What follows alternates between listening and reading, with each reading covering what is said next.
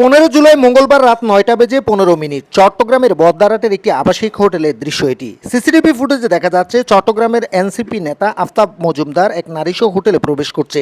রিসিপশনের কাজ শেষে তারা রুমে প্রবেশ করে। সেদিন ওই নারীকে কক্ষে নিয়ে ধর্ষণ করার অভিযোগ উঠেছে তার বিরুদ্ধে। বুধবার 22 জুলাই সন্ধ্যা নগরীতে অভিযান চালিয়ে বিয়ের প্রলোভনে ধর্ষণের অভিযোগে আফতাবকে গ্রেফতার করেছে সিএমপির চাঁদগাঁও থানা পুলিশ। আফতাব এনসিপির চট্টগ্রাম বন্দর থানার সংগঠক, যদিও ইতোমধ্যে দল থেকে বহিষ্কার করা হয়েছে তাকে।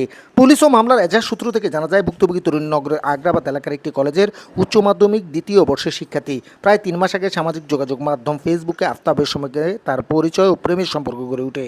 সম্পর্কের এক পর্যায়ে গত 14 জুলাই রাতে বিয়ের কথা বলে ওই তরুণীকে ডেকে নেন আফতাব। পরে তাকে বদ্দারহাট মোড়ের একটি আবাসিক হোটেলে নিয়ে বিয়ের প্রলোভনে শারীরিক সম্পর্ক স্থাপন করেন। পরবর্তী সময়ে তরুণী বিয়ের জন্য চাপ দিলে আফতাব তার সঙ্গে যোগাযোগ বন্ধ করে দেন। পরে খোঁজ নিয়ে ভুক্তভোগী তরুণী জানেন আফতাব আগে থেকেই বিবাহিত এবং তার সন্তান রয়েছে। এই ঘটনায় ভুক্তভোগী তরুণী স্বজনদের সঙ্গে আলোচনা করে চাঁদগাঁও থানায় লিখিত এজাহার দায়ের করেন। ঘটনার সত্যতা নিশ্চিত করে চাঁদগাঁও থানার ওসি জানান, ভুক্তভোগী এজাহারের ভিত্তিতে মামলা দায়েরের পর অভিযান চালিয়ে আসামিকে গ্রেফতার করা হয়েছে। মামলার সুষ্ঠু তদন্ত চলছে। নিউজ ডেস্ক আজকে।